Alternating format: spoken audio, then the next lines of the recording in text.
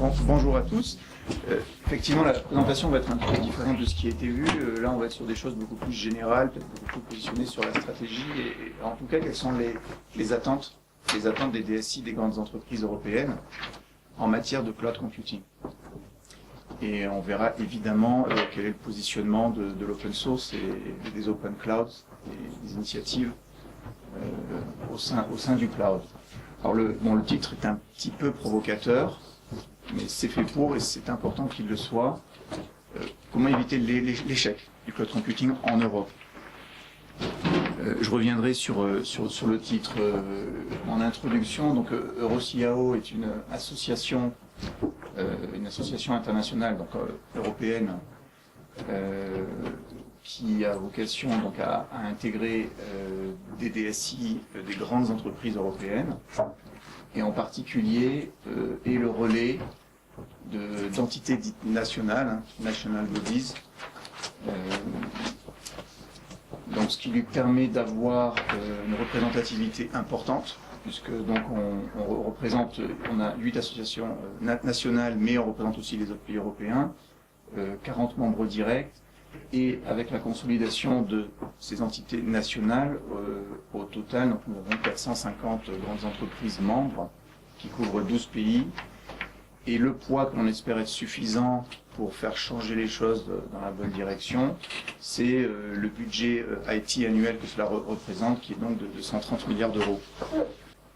Alors, le titre était un petit peu provocateur. Pourquoi? Parce qu'on constate aujourd'hui une adoption du cloud computing, et en particulier, je vais parler en particulier du cloud public, une adoption qui est en fait très faible. On voit beaucoup d'études, il y a beaucoup de buzz, et j'ai fait une étude en interne au sein d'EuroCIAO, et on s'aperçoit que 80% des grandes entreprises ne sont pas du tout dans le cloud public.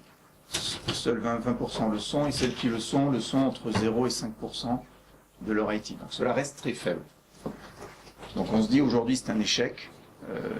Il y a certainement des choses à changer pour éviter que cet échec perdure. L'échec évidemment serait pénalisant tant pour les fournisseurs de cloud que pour les entreprises elles-mêmes. Il y a énormément d'opportunités et d'avantages dans le cloud computing. Ça ne fait pas de doute. Donc pourquoi est-ce que les grandes entreprises n'adoptent pas le cloud? Quelles sont les barrières? Quels sont en fait les besoins, les attentes et les solutions à tout ça?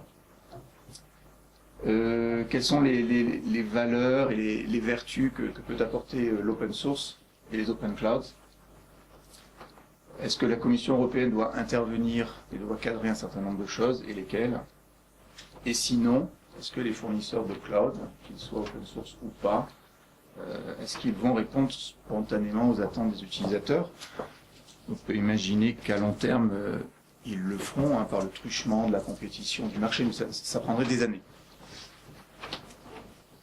Donc c'est pour cette raison qu'au sein d'EuroCIAO, on a essayé de centraliser, de rassembler toutes nos attentes, de voir quels étaient tous les obstacles, de proposer des solutions, et ensuite de les communiquer aux différents acteurs pour lever tous ces obstacles et finalement rentrer dans une logique de gagnant-gagnant à tous les niveaux avec les différents partenaires. On a grosso modo catégorisé les prérequis pour le succès du cloud, prérequis ou même les barrières ou les attentes, bon, peu importe comment on appelle ça, sous différents domaines. Alors, vous les connaissez, vous en avez certainement entendu parler, la protection des données. Les DSI ont leur premier souci autour de la protection des données qui sont mises dans le cloud. Bon, il y a des difficultés aussi, le point 2, sur le mouvement de ces données en Europe ou hors d'Europe par rapport aux législations des différents pays. Il y a aussi le point 3, les points se chevauchent, ont quelques points communs. Le point 4, standard et interopérabilité, on rentre beaucoup plus dans le monde de l'open source, de même que portabilité et réversibilité. Les SLA et la performance sont aussi une préoccupation, et il y a des moyens d'y répondre. Je ne sais pas si c'est l'occasion de prendre un exemple. C'est évidemment quand vous allez dans le cloud, le fournisseur ne va pas vous garantir la performance sur la partie Internet qui sépare l'entreprise du data center du fournisseur. ce qui nous pose un problème, puisqu'en tant que DSI, nous, on doit forcément nous engager, on a nos propres SLA internes vis-à-vis de nos utilisateurs. Et si personne ne s'engage dessus, on va être frileux à s'engager dans le cloud pour cette simple raison.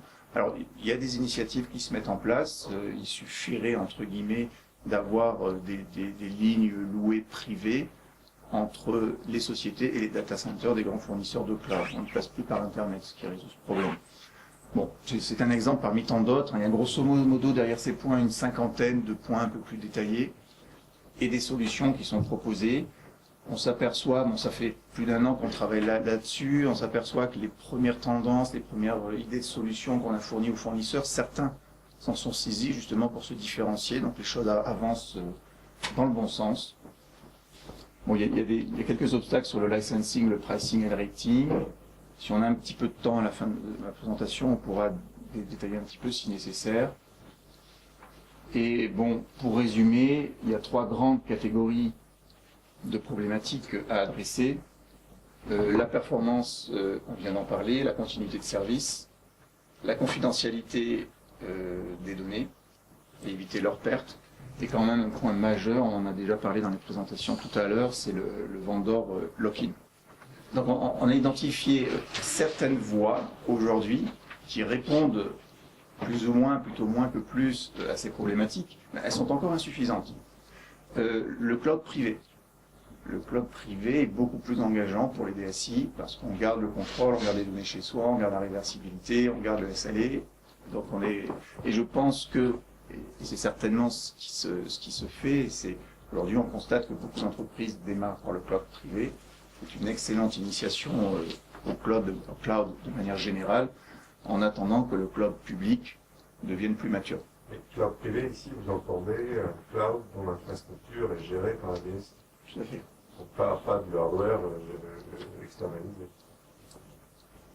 Non, bien que tout dépend à qui on l'externalise, et si le lien après se fait de manière privée, on est un peu sur des logiques d'infogérance qu'on connaît depuis 20-30 ans, et à ce moment-là, on connaît, on maîtrise. Donc c'est tout ce qui ne sera pas cloud public en fait, véritablement sur Internet, véritablement noyé dans des infrastructures très mutualisées, bien qu'on pourrait nous rétorquer que qui dit cloud dit mutualisation des ressources, et donc si c'est pas vraiment public, mais bon, il existe un cloud privé pour autant. Même sur un cloud privé, on peut avoir de la ressource mutualisée. Tout à fait. Donc le premier point, c'est effectivement dans cette voie que les DSI vont essentiellement aujourd'hui. La deuxième voie, c'est de se dire, on va vers des clouds qui sont totalement faits d'open source, puisque c'est une réponse aux problématiques de standards, d'interopérabilité, de réversibilité, etc. Les clouds européens, alors c'est vrai que certains DSI ont des hésitations à positionner leurs données sur des clouds qui vont être essentiellement basés aux États-Unis ou qui sont issus de fournisseurs américains pour des raisons liées au Patriot Act ou à d'autres raisons de spécificité locale, de régulation européenne. Mais pareil, hein, chacun de ces points est un petit peu insuffisant en lui-même, il apporte certaines solutions à certaines problématiques, mais pas à d'autres. Quoi qu'il en soit, si on ne fait rien, c'est ce que je disais en début de présentation, c'est on va se chercher pendant des années avec un résultat qui sera extrêmement faible au final, où je pense que les utilisateurs seront toujours perdants, à se fatiguer, à négocier, soit des clauses, soit à faire améliorer les choses. Donc c'est pas non plus la bonne solution. Alors ce qui nous paraît pertinent, c'est de mettre en place.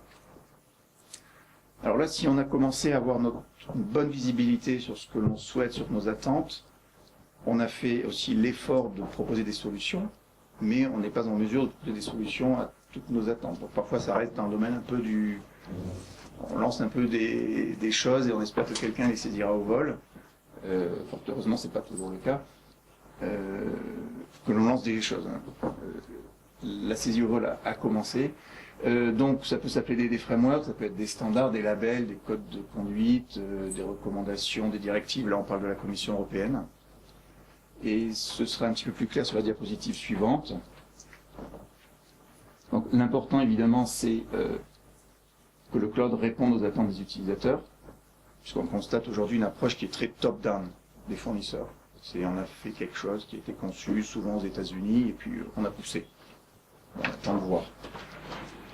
Et ce qui convient pas. Donc néanmoins, à l'inverse, il ne faut pas une approche bottom-up. On va dire on veut ça, on veut ça, on veut ça, on veut ça, mais les fournisseurs sont morts, ça va coûter beaucoup trop cher, le cloud n'aura aucun avantage, sera trop coûteux.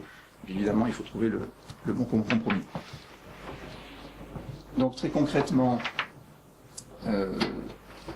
parmi les points que les DSI attendent du cloud pour pouvoir adopter le cloud, la première partie, on a identifié un certain nombre de points qui sont du giron, on va dire, de la Commission européenne, qui demande une clarification, une standardisation, une simplification, une législation commune à l'ensemble de l'Europe.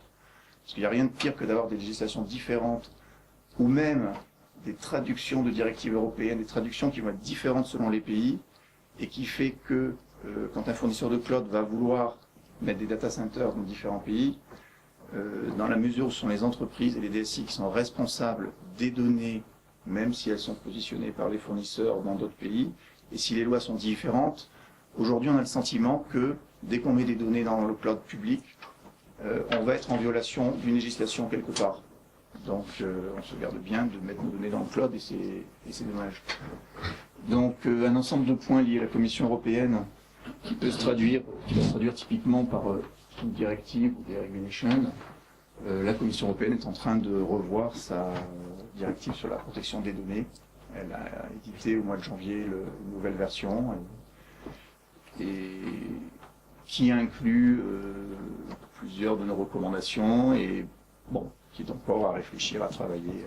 Alors, deuxième étape, donc la nécessité d'avoir des standards ou labels, surtout standards, définis par des organismes européens, mais il ne faut pas non plus que l'on se renferme sur l'Europe et qu'on fasse des choses très différentes. Il y a vocation à avoir des standards mondiaux à mesure où ils conviennent à tout le monde. Donc c'est pas se refermer sur soi-même, peut-être même aussi éviter, enfin j'en parlerai tout à l'heure, mais éviter des initiatives beaucoup trop nationales, éviter de recréer encore des cloisonnements, de différentes initiatives, donc des cloisonnements entre les pays qui vont pénaliser la flexibilité qui est attendue de cloud sur différentes plateformes européennes ou mondiales. En particulier, modèle de contrat. Le cloud computing apporte des difficultés directes en termes de licensing. Auparavant, dans le monde du logiciel, vous aviez le choix entre licence et licence plus maintenance. Le génie du cloud computing, c'est que les éditeurs ont vu que beaucoup se contentaient de la licence. Bon, et encore, je parle face à des personnes d'open source, excusez-moi pour le mot licence. Licence plus maintenance. Donc les éditeurs se sont dit, pour contraindre les utilisateurs, les entreprises à acheter la maintenance, eh ben on va appeler ça service et on va appeler ça souscription. Et c'est le cloud computing, c'est tous les mois vous payez un service de manière récurrente, c'est de la licence plus maintenance. Donc on avait avant cette liberté de n'acheter que la licence, désormais il va falloir acheter la licence et la maintenance. Nous, ça nous pose un problème DSI au niveau du budget. Nos budgets, ils sont comme ça, donc plutôt tendance à diminuer, certainement pas à augmenter. Donc là, on a un problème. Deuxième problème, dans le monde du logiciel, quand vous payez votre licence, vous avez les droits d'utilisation qui sont illimités. Dans le cloud computing, vous arrêtez de payer votre souscription, vous sortez du cloud, mais vous avez tout perdu, vous n'avez plus rien. Donc vous êtes obligé de réinvestir ailleurs.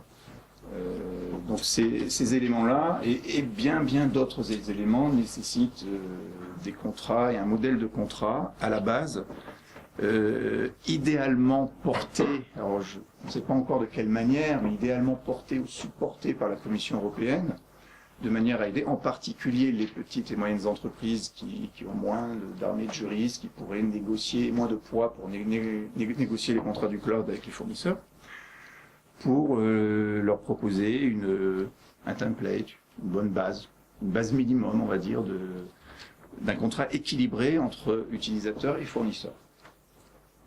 Puisqu'aujourd'hui, les contrats semblent très difficiles à négocier, ils sont très standards, ils sont élaborés par les fournisseurs, ils sont évidemment en faveur des fournisseurs. En conclusion, donc il y a une nécessité de changement pour le cloud public, qui n'est pas mature du tout, de changement pour qu'il devienne mature rapidement et qu'on puisse l'adopter. Alors les attentes des utilisateurs doivent être écoutées, puisque jusqu'à présent on nous a extrêmement peu demandé ce qu'on attendait du cloud. Quels sont les grands fournisseurs qui sont venus voir EuroCIAO, qui sont venus dans le SIGREF pour dire mais vous voulez quoi du cloud? Non, c'est top-down. Donc il y a de l'écoute, il y a de la relation à mettre en place, beaucoup de communication. De notre part aussi, c'est pour ça qu'on a produit le document dont je vais parler à la fin, qui synthétise nos attentes. Donc il y a des points qui doivent être cadrés par la Commission européenne. Il y a beaucoup de solutions à trouver dans les organismes de standards et dans le monde open source. Les fournisseurs doivent adapter, écouter plus les utilisateurs et adapter leur cloud. Et ce que je disais tout à l'heure, attention aux initiatives nationales, locales, il ne faut jamais perdre de vue l'ensemble, mais je pense que c'est le cas, très généralement, et en particulier dans l'open source, il y a cette vision internationale qui prévaut. Et l'essentiel, c'est assez bête, mais c'est de toute façon l'élément essentiel qu'on a dans tout business, c'est la communication. Donc il faut améliorer la coopération, la communication entre ces différentes parties prenantes. Et je ne sais pas pour ceux qui étaient à l'Open World Forum, c'était en septembre dernier, on avait un petit workshop sur le cloud et l'open source, auquel j'avais participé, et moi j'avais conclu, je pense très sincèrement, que l'open source a un rôle de leadership à jouer vis-à-vis du cloud, en poussant un certain nombre de valeurs que sont les standards ouverts, l'interopérabilité, la portabilité, la réversibilité, la transparence, l'innovation, parce que le cloud en a besoin, et les DSI n'iront pas dans le cloud tant qu'ils ne trouveront pas cela. Et pour finir, donc on a synthétisé toutes nos recommandations dans un document qu'on a transmis à la Commission européenne, qui est la base un petit peu de notre communication avec les différents acteurs, pour voir, parmi les points qu'on a listés, ceux qui sont effectivement à prendre en charge par la Commission, ceux qui sont de l'ordre des standards, quels sont ceux auxquels répond le monde de l'open source, quels sont ceux qui sont de l'ordre du fantasme qu'on n'aura jamais, parce qu'il y en a peut-être 2 ou 3 comme ça. Voilà, tout simplement. Alors, merci beaucoup. Merci.